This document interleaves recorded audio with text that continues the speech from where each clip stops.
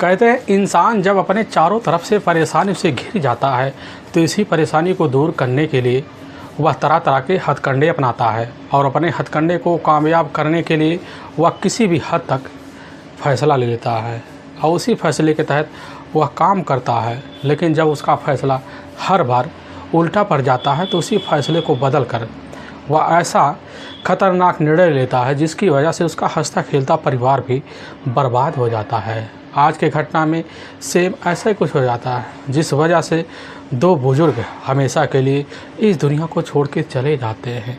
लेकिन जब सबके सामने सच्चाई निकल के आती है, इससे सुनने के बाद ना लोगों को अपने कानों पर विश्वास होता है, ना देखने के बाद यकीन होता है। आज की घटना में क्या था, आज की घटना में क्या हुआ, इस घटना की आप पूरी तह तक सच्चाई जानने के लिए इस वीडियो को आप लास्ट तक ज़रूर देखिएगा।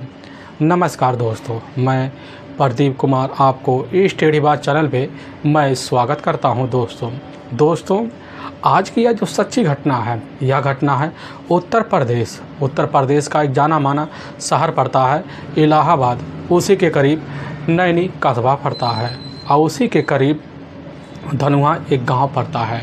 उसी गांव के रहने वाले होते हैं लल्लू राम, जिसकी उम्र लगभग वही 58 साल के आसपास होती है।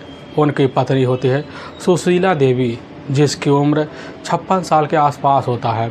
लल्लू राम के अभी तक कोई बच्चे भी नहीं थे, यानी कि वह निसंतान अपनी ज़िंदगी जी भी रहे होते हैं। उनकी ज़िंदगी उनके बलबूते पर और उनके पारिवारिक जो खर्चा होता है, थोड़ी बहुत उनके पास खेती भी होती थी, उसी वजह से चल भी जाता था। ज़िंदगी बेहतर तरीके से गुजरने लगती है। और तभी मैं बात कर रहा हूँ 14 जून 2013 का।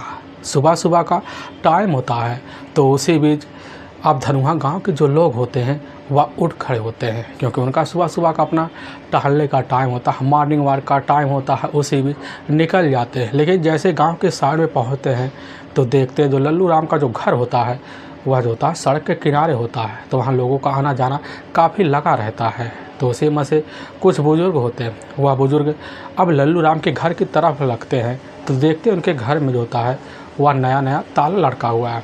वह व्यक्ति काफ़ी अचंभा रह जाते कि आखिर में आज लल्लू राम और उनकी पत्नी सुशीला हमें बिना बताए कहाँ चली गई, क्योंकि इससे पहले हम लोगों से जिक्र ज़रूर करती थी। उनको काफ़ी यह मामला अचंभा सा लगता है। अब इसीलिए वह लल्लू राम के एक अपने बड़े भाई होते हैं जमुना प्रसाद, जिसकी उम्र होती है 59 साल के आसपास होता है। जमुना प्रसाद जो होते हैं वही बगल में रहते थे। उनके पत्नी भी होती है, उनका एक अपना बेटा होता है रवि, जिसकी उम्र होता है 28 साल, और उसकी पत्नी भी होती है रेखा, जिसकी उम्र होती है 26 साल। रवि के टोटल 3 बच्चे भी होते हैं, तीनों बेटे होते हैं। यानी कि रवि जो होता है अपने घर में काफ़ी बेहद ज़िंदगी भी जी रहा होता है। जमुना प्रसाद भी अपने परिवार से काफ़ी ज़्यादा परेशान रहते हैं, लेकिन उनके सामने एक परेशानी आकर उस दिन तब खड़ी हो जाती है जब वह व्यक्ति जाकर जमुना प्रसाद से कहता है कि आखिर में आज लल्लू राम अपने घर पर नहीं दिख रहे, उनके घर के बाहर ताला लटका हुआ है। अब जमुना प्रसाद जैसी आप बात उस व्यक्ति के द्वारा सुनते हैं, तुरंत ही सादे पैर वहां पहुंच जाते हैं। ये देखते हैं कि सही में आज तो लल्लू राम के घर ताला लटका हुआ है। वह काफ़ी अचंभा सा रह जाते हैं, क्योंकि वह उनका जो अपना भाई होता छोटा, अगर कहीं भी जाना होता था अपने बड़े भाई जमुना प्रसाद को अपने घर की सारी जिम्मेदारी यहाँ तक कि चाबी तक सौंप के जाता था। लेकिन आज ना जाने क्या हुआ कि वह सोचने लग जाते कि हमारा छोटा भाई लल्लू राम ना जाने कहाँ चला गया, और साथ में उसकी पत्नी सुशीला भी कहाँ चली गई बिना बताए। हमें इसके बारे में कुछ जानकारी नहीं है। काफ़ी लोग वहाँ भी खड़े होते हैं, सभी लोग काफ़ी अचंभे से रह जाते हैं, क्योंकि उन्हें पता होता है कि लल्लू राम के पास लगभग 20 बीघा से ज़्यादा खेती है। उनका जो मकान होता है वह मकान भी लगभग 20 लाख से ज़्यादा की कीमत का होता है। उनके मन में काफ़ी शंकाएं गूंज पड़ती है। अभी जमुना प्रसाद भी सोचने लग जाते हैं कि हमें लग रहा है इनका घर गाँव के बगल है, कि हो सकता है कोई चोरी चपाटे या गुंडे अब इनके घर में आए होंगे और लूट पुट के इरादे से इनके घर में कहीं पति पत्नी की हत्या तो नहीं कर दी। यह बात जैसी सबके सामने रखते हैं जमुना प्रसाद, सब इसी बात पर निष्कर्ष निकालना शुरू कर देते हैं। सबके मन में शंकाएं जन्म लेना शुरू हो जाते हैं। काफ़ी सब लोग परेशान हो जाते, वह भी अंदाज़ा लगा बैठते कि हो सकता है इनके घर में कुछ ना कुछ अनहोनी ज़रूर हो। तभी जो बुज़ुर्ग होते हैं वहाँ पर 2 लड़के खड़े होते हैं, काफ़ी नौजवान होते हैं। बुज़ुर्ग दोनों लड़के से बोलने लग जाते कि बेटा तुम जो केवाड़ी है, इसी केवाड़ी के ऊपर जो जंगला लगा है, एक बार जाकर वहाँ झाँक के देखो अंदर का नज़ारा क्या है। वह लड़के बुजुर्ग की बात सुन लेते हैं। अब सुनने के बाद तुरंत ही 2 कुर्सियाँ लेते हैं, जो पुराने ज़माने में लकड़ियाँ का होती थी, वह लेते हैं। लेने के बाद उसी पे चढ़ जाते हैं। चढ़ने के बाद जंगले की तरफ झांकते हैं अंदर से, और जैसे अंदर झांकते हैं तो देखते हैं नज़ारा जो उनके मुंह से वह चीख सी निकल पड़ती है, क्योंकि एक चारपाई होती है और चारपाई के बगल एक चारपाई और बिछी होती है। दोनों चारपाई पर पति पत्नी, इधर लल्लू राम और उनकी पत्नी सुशीला, दोनों लहलुहान अवस्था में, मृत अवस्था में वहाँ पड़े होते हैं। दोनों लड़के यह नज़ारा देखकर चीख चिल्ला पड़ते हैं, नीचे उतरते हैं और इसकी जानकारी जमुना प्रसाद को देते हैं। जमुना प्रसाद तुरंत ही अपने नज़दीकी पुलिस थाने नैनी में फ़ोन कर देते हैं। वहाँ के थाना प्रभारी होते हैं दशरथ, और जैसे दशरथ खबर पाते हैं, खबर पाने के बाद अपने दल बल टीम को इकट्ठा करते हैं। इकट्ठा करने के बाद धनुआ गांव में पहुंच जाते हैं। देखते हैं लल्लू राम के घर के सामने काफ़ी ज़्यादा भीड़ लगा हुआ है। वह भीड़ को देखते हैं दशरथ तुरंत ही भीड़ को हटाना शुरू कर देते हैं। कुछ कांस्टेबल भी होते हैं, सभी लोग अपने आप छट जाते हैं। ताला तो देखते हैं नया सा लटका हुआ है लल्लू राम के दरवाजे पर। थाना प्रभारी इशारा भी करते हैं लोगों को। उन्हें इशारों करने के बाद तुरंत जो होता ताला व्यक्तियों के द्वारा तोड़ दिया जाता है, और जब तोड़ दिया जाता है अंदर दाखिल होते देखते हैं पूरा का जो सामान होता है घर में लगभग कुछ बिखरे हुए पड़े होते हैं। लल्लू राम और उनकी पत्नी दोनों सुशीला वहीं पर चारपाई पर लहलुहान अवस्था में होते हैं, और वहीं बगल में 2 भारी भरकम पत्थर होता है। जो पत्थर होता है पूरी तरह से खून से लथपथ होता है। पुलिस समझ जाती है इसी पत्थर का उपयोग करके इन दोनों को मौत के हवाले कर दिया गया है। पुलिस उस घटनास्थल का पूरा बारीकी से निरीक्षण करती है, लेकिन कहीं पर कोई और पुख्ता सबूत नहीं मिलता। और पुलिस जो होती है तुरंत जो होता है उसी समय फॉरेंसिक टीमों को फ़ोन कर देती है। फॉरेंसिक टीम कुछ ही मिनट के अंदर वहां पहुंच जाते हैं। पहुंचने के बाद जितने भी खून के धब्बे होते हैं और साथ में कुछ सबूत होते हैं, सबको इकट्ठा करते हैं। इकट्ठा करने के बाद पुलिस की जो टीम होती है अच्छे से जाँच पड़ताल कर लेती है। जाँच पड़ताल करने के बाद इधर जो होता है लल्लू राम और उनके जो पत्नी होते हैं सुशीला, दोनों को बॉडी को कब्जे में लेती है। लेने के बाद अपने नज़दीकी सरकारी अस्पताल में पोस्टमार्टम के लिए भेजवा देती है। और पुलिस की टीम इधर लल्लू राम के जो बड़े भाई होते हैं जमुना प्रसाद से खड़े होते हैं। वहीं पूछने भी लग जाते हैं कि आखिर यह सब कैसे हो गया, यह कौन कर सकता है। पूरा माजरा जमुना प्रसाद पुलिस के सामने समझाते हुए अवस्था में कहने लग जाते हैं कि साहब हमें इसके बारे में तो नहीं पता इनके साथ यह कौन कर सकता है, लेकिन हमें शंका हो रहा है इनके घर में कुछ ना कुछ गुंडे ज़रूर घुसे होंगे, उन्होंने इनके काम को अंजाम दिया होगा। अब पुलिस वही जमुना प्रसाद से पूछने लग जाती है कि आखिर इनके घर में क्या इतनी दौलत थी कि इनके घर में कोई चोर चपाटी कर सकता है। जमुना प्रसाद पुलिस का जवाब देते हुए कहने लग जाते कि साहब अभी जल्द में ही लल्लू राम जो थे अपना लगभग 1 बीघा के जो खेती होता है वह 18 लाख में बेचे हुए थे, और उनके पास पैसे ज़रूर आए थे। हो सकता है उसी पैसे के इरादे से कोई घर में लूटपाट किया हो। पुलिस अब जमुना प्रसाद से पूछने लग जाती है कि आखिर उनके करीबी कौन है। जमुना प्रसाद कहने लग जाते कि साहब वह तो निसंतान है, अपनी ज़िंदगी कैसे न तैसे जीते हैं, लेकिन हमारे बेटे को ही वह अपना बेटा मानते हैं, रवि को। रवि उनके घर में काफ़ी आना जाना लगा रखता है। लेकिन वहाँ जब काफ़ी लोगों से और पूछताछ करते हैं, और पूछताछ करने के बाद कुछ लोगों से पता भी चल जाता है कि रवि जो होता है 1 नंबर का स्नेक का नशेड़ी है, जो आए दिन नशे में चूर रहता है। उसकी जो अपनी पत्नी होती है रेखा, उसके ज़िंदगी से काफ़ी तंग आ चुकी होती है, लेकिन जो रेखा होती है वह सगी की सगी सुशीला ही उसकी मौसी होती है। सुशीला ने ही अपनी जो बहन होती है बड़ी, उसी की बेटी होती है। यही रेखा की जो शादी होती है आकर रवि से करवा देती है, और जब रवि से करवा देती इधर रेखा जब यहाँ थी पूरी माजरा भी समझ जाती है। लेकिन रेखा अपने मौसी के यहाँ काफ़ी आना जाना लगा रखती थी, देखा जाए उसके बेटी के बराबर होती थी। रेखा को पूरे घर के बारे में जानकारी हासिल है। यह बात पुलिस भी सुनती है, लोगों के द्वारा खबर भी लगता है। पुलिस का जो शंका होता है जाकर पूरा का पूरा उधर रवि के ऊपर टिक जाता है कि हो सकता है रवि इसने कि नशे में पैसे की कमी की वजह से उसने इस घटना को अंजाम दिया है। अब पुलिस का जो शंका होता है जाकर पूरा का पूरा रवि के ऊपर टिक जाता है। पुलिस वहाँ से काफ़ी जांच पड़ताल करती है, काफ़ी लोगों से पूछताछ कर लेती है। पूछताछ करने के बाद रवि की तलाशी करना शुरू कर देती है, और जब रवि की तलाशी करती है तो पता लगता है रवि तो अपने टिबिल वाले के जगह पर सोया हुआ है, क्योंकि आए दिन वहाँ सोने के लिए चला जाता है। पुलिस की टीम जाती है, रवि को उसके ही उसी टेबल से धर दबोचती है। धर दबोचने के बाद उसको वहाँ तुरंत ही थाने ले जाया जाता है, वहाँ पूछताछ किया जाता है। लेकिन पुलिस जो होती है उससे जब पूछताछ शुरू कर देते हैं, रवि अपनी बात पे अड़ जाता, कहने लग जाता कि सब हमें इसके बारे में कुछ नहीं जानकारी, हम अपने चाची और चाचा को काफ़ी जानते थे, वो हमारा तो थोड़ा बहुत खर्चा भी चला देते थे, उनकी हत्या हम क्यों करेंगे। पुलिस भी रवि की बात सुन लेती है। रवि की बात सुनने के बाद पुलिस जो होती इधर निर्दोष पाती है रवि को, और जब निर्दोष पा जाती है उसको तुरंत ही वहाँ से रिहा कर देती है। पुलिस वहाँ तुरंत काफ़ी हताश से हो जाती है कि आखिर इनके घर में इनके बिना जानकारी के कौन दाखिल हो सकता है। पुलिस इसी बिना पर शक जो होता सोई जाकर रवि की जो पत्नी होती है रेखा के ऊपर टिका देती है कि रेखा जो होती है इनके घर में काफ़ी आना जाना लगा रखती है, उसको कुछ ना कुछ ज़रूर पता होगा। पुलिस जैसे ही अब रेखा की तलाशी करने के लिए निकलती है, और जब निकलती है तो पता लगता है रेखा तो अपने घर पर है नहीं। उसके बारे में पुलिस और जानकारी जानने के लिए रेखा का जो अपना ससुराल होता है धनुआ में आती है। काफ़ी लोगों से पूछताछ फिर किया जाता है, उसी में से कुछ महिलाएं होती है, वह महिलाएं वहाँ के थाना प्रभारी जो होते हैं दशरथ सामने कहने भी लग जाते हैं कि साहब असल में रेखा जो होती है, रेखा काफ़ी मजबूर में पड़ी हुई थी, अब उसकी मजबूरी है या कुछ और कारण हो, लेकिन हमारे ही गांव का रहने वाला होता है बब्बूलाल पांडे। बब्बूलाल पांडे की जो उम्र है वह 32 साल है, वह शादीशुदा भी है। बब्बूलाल पांडे जो होता है रेखा के काफ़ी करीब था, यहाँ तक कि उसका जो होता है अनैतिक संबंध भी थे, लेकिन इनके संबंध के जो सिलसिले होते हैं काफ़ी लोगों के कानों में पहुँच चुके होते हैं। लेकिन रेखा को जो होता है ज़्यादा अपने मौसे की हैं, उसका जो मौसियाना पड़ता है वह पड़ता है करछाना। करछाना में उसकी अपनी मौसी भी रहती है, और ज़्यादातर वह अपने मौसी के यहाँ आया जा करते थे, और वहाँ पर अपने पति से जब भी झगड़े तकरार करती इधर रेखा तो वहीं पर जाकर टिक जाती है। अब पुलिस यह बात जैसे ही वहाँ की महिलाओं के द्वारा सुनती है कि आखिर झगड़े तकरार का कारण क्या हो सकता है, तभी महिलाएं वह कहने लग जाती है कि आखिर में साहब जो होता है रवि की यह रेखा दूसरी पत्नी होती है। इससे पहले जो पत्नी थी रवि के बारे में जब पूरी सच्चाई जान पाती है कि रवि एक नंबर का स्नेक का नशेड़ी है, तो इसी वजह से उनके बीच झगड़े तकरार होते हैं, जिसकी वजह से उसकी जो पत्नी होती पहली वाली उसको हमेशा हमेशा के लिए छोड़ के लिए चली जाती है और उसको तलाक भी दे बैठती है। लेकिन घर परिवार समझते हैं चलो रवि अब सुधरने वाला, इसी में उसकी शादी भी करवा देते हैं।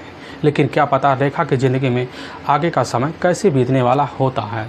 पुलिस यह बात सुनती है तो पुलिस जब सुनती है तो सोचने समझने भी लग जाती है कि हो सकता है रेखा को अपनी मौसी यानी कि सुशीला के बारे में, अपने मौसा यानी कि लल्लू राम के घर के बारे में ज़रूर पता होगा, उनके घर में कितने पैसे होंगे और उसके पैसे की जानकारी होगा तो ज़रूर वह बताएगी हमें।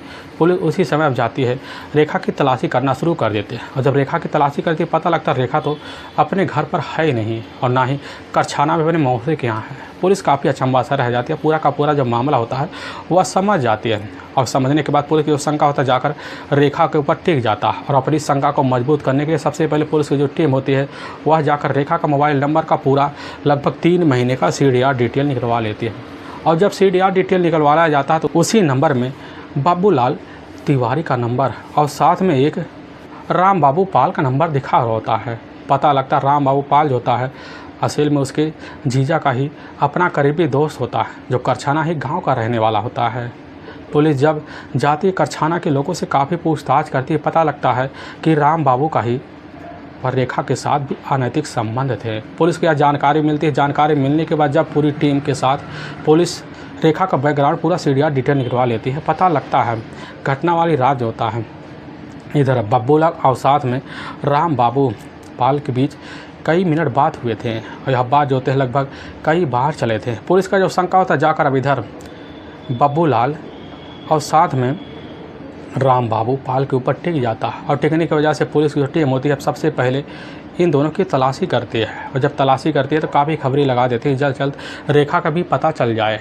रेखा के पता लगाने के लिए खबरें भी लग जाते हैं, तभी खबरी को एक चौंकाने वाली बात पता चल जाता है। उनको पता लग जाता है कि रेखा का एक अपना मंझला बेटा है, जो बेटा काफ़ी ज़्यादा परेशान हो चुका है, वह लगभग 7 महीने का है, और इसी परेशानी को दूर करने के लिए वह इलाहाबाद का एक प्राइवेट मेडिकल कॉलेज है उसी में अपने बेटे को ले जाकर भर्ती हैं। लेकिन उसका इलाज को जो खर्चा होता है वह राम बाबू खुद देख रहा है। पुलिस का माथा ठनक जाता है कि ज़रूर कुछ ना कुछ रहस्य ज़रूर छिपा हुआ है। अब पुलिस इसीलिए अब दबाव मारना शुरू कर देती कि जल्द से जल्द बब्बू लाल और राम बाबू पाल दोनों जल्द से जल्द पकड़े जाएं। पुलिस इसी फिराक में लगी रहती है। तभी 18 जून 2013 का वही शाम का टाइम होता है। उसी बीच खबरियों को पता चल जाता है कि इस समय राम बाबू और बब्बू लाल जो होते हैं मौके पर कहीं बाहर गए हुए थे, लेकिन अब इस समय अपने दोनों घर आए हुए हैं। पुलिस की खबर लगने के बाद पुलिस की टीम उनके घर धावा बोल देती है। दोनों को उनके घर से कस्टडी में ले जाता है और थाने ले जाता है। पुलिस उनसे पूछताछ शुरू कर देती है, लेकिन जब पूछताछ शुरू कर देती है पहले दोनों मुकरना शुरू कर देते हैं, लेकिन पुलिस जो तो उनके हाव भाव और चाल भाव देखकर समझ जाती है कि पूरी तरह से दोनों झूठ बोल रहे हैं। पुलिस अपने तरीके से यानी कि पुलिस के अंदाज में जब पूछताछ शुरू कर देते हैं, पुलिस के सामने दोनों जल्द से जल्द टूट जाते हैं। लेकिन इधर जैसे ही रेखा को पता चलता है कि दोनों जो होते हैं पुलिस के हथकंडे चढ़ चुके हैं, तो तुरंत ही रेखा जो होती है उसी अस्पताल से अपने बच्चों को छुट्टी लेकर वहाँ से फरार हो जाती है। और जब इधर पुलिस को पता चलता है तो पुलिस काफ़ी अचंभा सा रह जाती है, लेकिन पुलिस काफ़ी खबरी लगा देती है। पुलिस के हाथ जल्द रेखा भी चढ़ जाती है, क्योंकि रेखा जो थी उस समय एक अपने पुराने रिश्तेदार के यहाँ जाकर रुकी हुई थी। पुलिस को वहाँ से कस्टडी में लेती है, और जब कस्टडी में लेती इधर जो होता तीनों को एक साथ थाने में बैठाया जाता है। 20 जून को पुलिस के सामने तीनों मिलकर जो सच्चाई रखते हैं, जो कहानी बयां करते हैं, इसे सुनने के बाद लोगों का कलेजा भी दहल से जाता है। और साथ में सोचने पर लोग मजबूर भी हो जाते हैं कि आखिर एक व्यक्ति या मजबूरी में देखा जाए, या इंसानियत में देखा जाए, या ज़रूरतों के लिए देखा जाए, यह कैसा फैसला ले सकता है। असल में मध्य प्रदेश का एक जाना माना शहर पड़ता है रीवा, और उसी के करीब पड़ता है चाक घाट कस्बा, और उसी के करीब मरवारा गांव पड़ता है। उसी गांव के रहने वाले होते हैं राजकुमार, जिनके टोटल 3 बेटियां होती हैं, और जो सबसे बड़ी बेटी होती है वह होती है रेखा। लेकिन रेखा अपने जैसे ही शादी की दहलीज पर पहुंचते उसी समय राजकुमार सोचने भी लग जाते हैं रेखा की शादी जल्द से जल्द कर दिया जाए। एक अपनी छोटी साली होती है जो उत्तर प्रदेश के ही इलाहाबाद के नैनी जो कस्बा पड़ता है धनुहा, वहीं की रहने वाली है। और तभी उसी के द्वारा पूरी जानकारी ली जाती है, और वही बताती है जिसका नाम होता है सुशीला देवी। सुशीला देवी अपनी जिया से बात करती है, अपने बहन से बात करती है, और उसको तभी पता भी चल जाता है। सुशीला का जो अपना मेन जेठ होते हैं वह जेठ होते हैं जमुना प्रसाद। जमुना प्रसाद का एक अपना बेटा होता है रवि, जो मौके पर तलाकशुदा होता है। इधर सुशीला को जैसी जानकारी मिलती है तुरंत ही उधर अपनी बहन से बात करती है और रेखा की हाथ मान लेती है। मांगने के बाद वह भी समझ जाती, चलो रेखा हमारे घर आएगी या तो अपने घर में आएगी, कोई बात नहीं, जेठ के घर में रहेगी तो कोई हमें दिक्कत नहीं होगा, लेकिन हमारा कोई भी संतान नहीं है, वो आपको हम बेटी की तरह अपने घर में रखेंगे, सारी जिम्मेदारी उसके ऊपर सौंप देंगे। और रेखा के घर परिवार वाले जो होते हैं साल 2010 में इस शादी के लिए तय हो जाते हैं, और साल 2010 के लास्ट के महीने में शादी जो होता है इधर रवि के साथ अब जो होता है रेखा का हो जाता है। रेखा देखने में काफ़ी खूबसूरत भी होती है और चंचल भी होती है, हठपूर्ण भी होती है। रेखा अपने ससुराल आती है, अपने घर में अपने पति के साथ रहना शुरू कर देती है। रेखा के घर में 4 चाँद से लग जाता है। रेखा का जो घर होता है वह उसके मौसी के घर से करीब होता है, यानी कि सुशीला का घर के करीब होता है। अब रेखा कभी अपने मौसी के घर आती जाती, अपने मौसा से मिलती है, और साथ में अपने दोनों घर की जो दूरियाँ थी उसको काफ़ी मजबूत बना देती है। इधर रेखा और रवि की ज़िंदगी चलना शुरू हो जाता है। लेकिन जैसे ही कुछ वक्त बीतते हैं तभी रेखा को पता चल जाता है कि रवि एक नंबर का स्नेह का नशेड़ी है। पूरी जानकारी पाती है, पाने के बाद पता लगता है उसकी जो पहली पत्नी होती है वह इसी की वजह से उसको छोड़ के लिए हमेशा हमेशा के लिए चली जाती है। लेकिन इधर रेखा कैसे ना तैसे कर अपनी ज़िंदगी बिता लेती है। कुछ वक्त बीतता है, और जब लगभग इनके ज़िंदगी का कुछ वक्त बीत जाता है, और इसी बीच रेखा के लगभग 3 बच्चे भी हो जाते हैं। और जब बच्चे हो जाते हैं अपनी ज़िंदगी कैसे न तैसे बिताना शुरू कर देते हैं, धीरे धीरे बीतने भी लग जाते हैं। लेकिन जब उसका जो पति होता रवि अपने घर में नशे की आदत में अपने घर पर आता तो वह चारपाई पे जाकर आराम से सो जाता, जिसकी वजह से इधर रेखा का जो शरीर होता है शारीरिक सुख के लिए काफ़ी वंचित सा हो जाती है। और इसी वजह से रेखा अपने पति से चिड़चिड़ापन दिखाना शुरू कर देते हैं। काफ़ी इनके बीच झगड़े तकरार भी होते हैं। लेकिन रवि का अपने ही गांव का रहने वाला एक उसका करीबी दोस्त होता है बब्बू लाल तिवारी, जो होता है रवि के काफ़ी करीब होता है, क्योंकि रवि के साथ जो होता है बब्बू लाल का काफ़ी उठका बैठता भी होता है। दोनों ठेके पर जाते, दोनों बैठकर एक साथ पैक भी लगाते हैं। और इसी वजह से बब्बू लाल का जो होता है रवि के घर काफ़ी आना जाना बन जाता है। लेकिन बब्बू लाल जैसे एक दिन इधर रवि के घर आता है, नहीं होती रेखा के घर आने के बाद उसकी जो खूबसूरती होता देखता है, देखने के बाद एक ही नज़र में बब्बू लाल रेखा का दीवाना हो जाता है। दोनों अब इधर जो होता है एक दूसरे के सामने आए दिन पढ़ना शुरू हो जाते हैं। जब भी मौका मिलता बब्बू लाल रेखा के घर पहुंच जाता और उससे नज़रें मिलाता। रेखा भी धीरे धीरे उसके नज़रों को हामी भरना शुरू कर देती है। दोनों के बीच धीरे धीरे तो बातें होने लगती हैं और जब बातें होने लगते हैं रेखा इधर अपनी मजबूरी समझकर, उसके पैसे की मजबूरी समझकर रेखा जो होती है अब बब्बू लाल के सामने हाथ फैला देती है। बब्बू लाल जो होता है उसके हाथ में कुछ पैसे भी रख देता है। इधर जो होती है अब रेखा पैसों के तले, मजबूरी के तले दब से जाती है। इधर दोनों के बीच धीरे धीरे जब बातें बढ़ जाती हैं तो एक दिन जैसे शाम का टाइम होता बब्बू लाल रवि के पास पहुंचता। पता लगता रवि तो घर में है नहीं। उस समय रेखा घर में अकेली बैठी है। उसी के पास जाता है। जाने के बाद उस सामने अपने प्यार का इजहार कर देता है। लेकिन इधर रेखा काफ़ी मजबूरी में दबी होने की वजह से उसके प्यार को एस्कर्ट कर लेती है। एस्कर्ट करने के बाद दोनों के बीच जो होता है अपने कमरे में जाकर रेखा वहीं संबंध बनवा लेती है और संबंध बनवाने के बाद सिलसिला जो तब धड़क चलना शुरू हो जाता है। वक्त गुजरने लगता है लेकिन इसी बीच रवि जो होता है जब ये अपने घर आता, जब कभी इधर रेखा पीने के लिए मना करती तो उसी बीच उसकी पिटाई कर देती, बार बार पिटाई करती, यहाँ तक कि रेखा के जितने भी गहने होते हैं रवि ने उसको सब बेच हुए थे, जिसकी वजह से रेखा इधर काफ़ी तकलीफ में पड़ जाती। इतनी तकलीफ में पड़ जाती जब भी अपने मौसा के पास पैसे के लिए जाती तो अपने हिसाब से पैसे नहीं देते, जिसकी वजह से रेखा भी इधर अपने मौसी और मौसा के ऊपर काफ़ी खपास हो जाती है। उनके ऊपर पूरा कोसना शुरू कर देती, कहने लग जाती इन्होंने हमारी ज़िंदगी रवि के साथ बसा कर तो बर्बाद कर दी। लेकिन इधर रेखा अपनी ज़िंदगी कैसे ना तैसे जीती है। लेकिन जब भी कभी रवि रेखा की पिटाई करता तो रेखा जो होती है गुस्से में आकर अपने बच्चों को लेकर अपने मौसी के घर करछाना गांव में पहुंच जाती है। हर बार उसका आने जाने का सिलसिला तो वहीं लगा रहता है। तभी करछाना ही गांव का रहने वाला होता है। इधर रेखा के जीजा का अपना करीबी दोस्त होता है राम बाबू पाल जो होता है रेखा के हम उम्र का होता है। और राम बाबू पाल जैसे एक नज़र में उसके मौसी के यहाँ इधर जाकर रेखा को देखता है उसका दीवाना भी हो जाता है। अब रेखा के उससे दोस्ती होते उसके साथ होता है अनैतिक संबंध भी बन जाते हैं। इधर रेखा जब अपने ससुराल आती, जब भी मौका पाती तो बब्बू लाल से रिश्ता रख लेती है और जब अपने मौसी के यहाँ जाती तो उधर जाकर राम बाबू से रिश्ता रख लेती। दोनों के रिश्ते के बीच यह सिलसिला चलना शुरू हो जाता है। वक्त गुजरने लग जाता है लेकिन वक्त ने ऐसा करवट ले लेता है जिस वजह से रेखा काफ़ी ज़्यादा परेशानी में पड़ जाती है।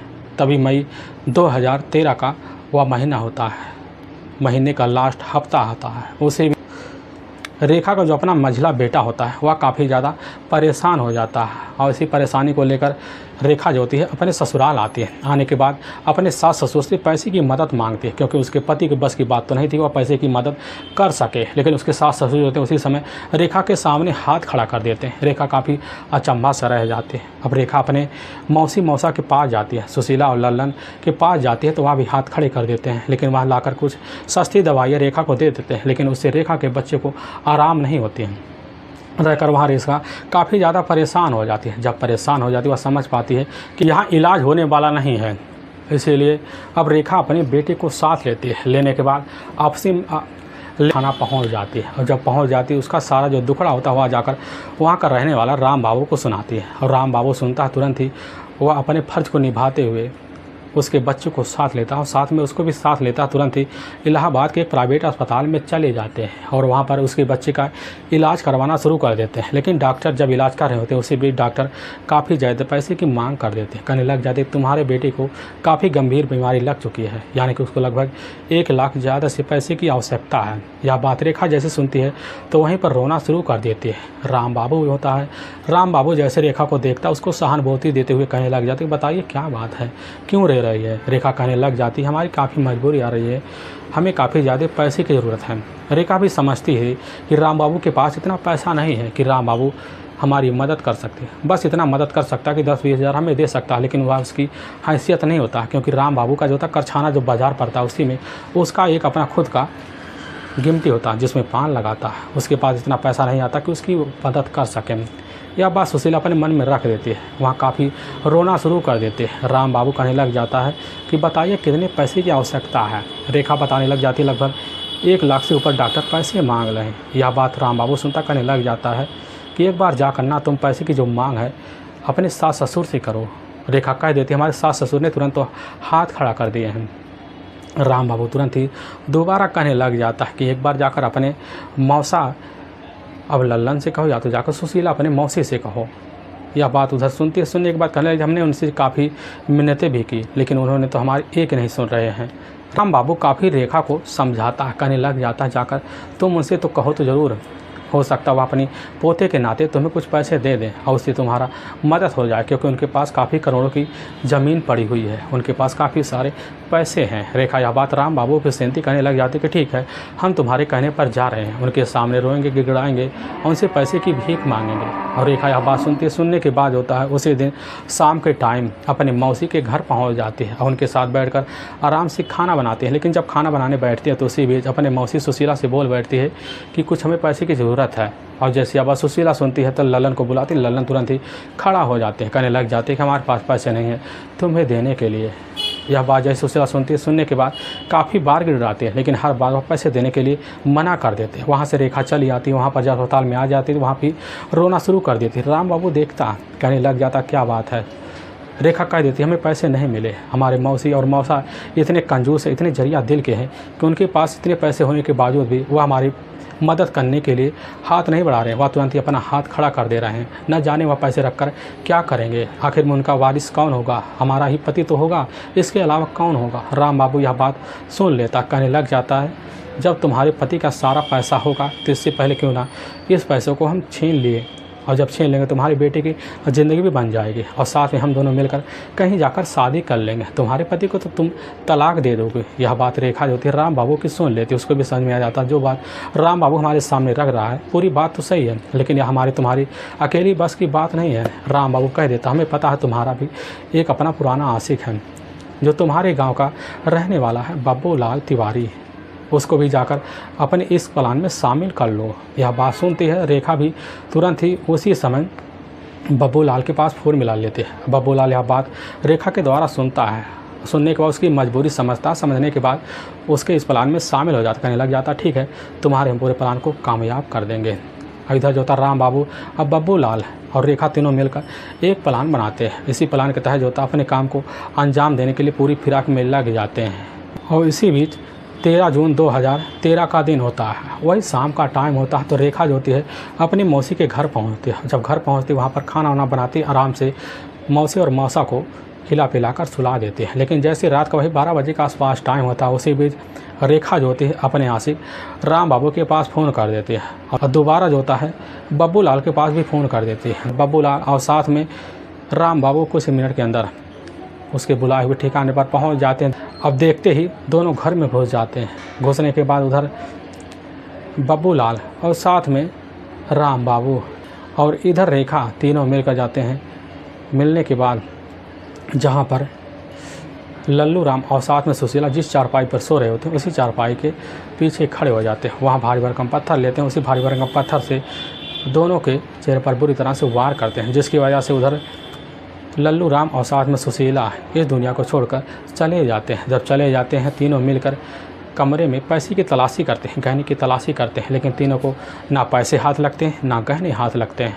तीनों काफ़ी सोच में पड़ जाते हैं, अपने किए पर काफ़ी पछतावा करते हैं। लेकिन कुछ मिनट के बाद तीनों वहाँ से घर के बाहर नया ताला लगाकर वहाँ से फरार हो जाते हैं। लेकिन वाकई में दोस्तों पुलिस के सामने जो सच्चाई तीनों के थ्रू आता है, इसे सुनने के बाद लोगों का कलेजा भी दहल से जाता है। और पुलिस की जो टीम होती है इधर रेखा की तहरीर पर दोनों को तो अपने कस्टडी में लेती है, साथ में तीनों को ले जाकर वहाँ की कोर्ट में पेश कर देती है। कोर्ट में पेश करने के बाद तीनों के ऊपर काफ़ी गंभीर धर्म मुकदमा दर्ज करके ले जाकर हमेशा हमेशा के लिए जेल के सलाखों के पीछे भी डाल देती है। दोस्तों हमें इस घटना का सुनाने का उद्देश्य किसी को परेशान करना नहीं है और ना ही किसी के दिल को ठेस पहुंचाना है, बल्कि आपको यह बताना है कि आप जहां भी रहें आप सावधान और सतर्क जरूर रहें।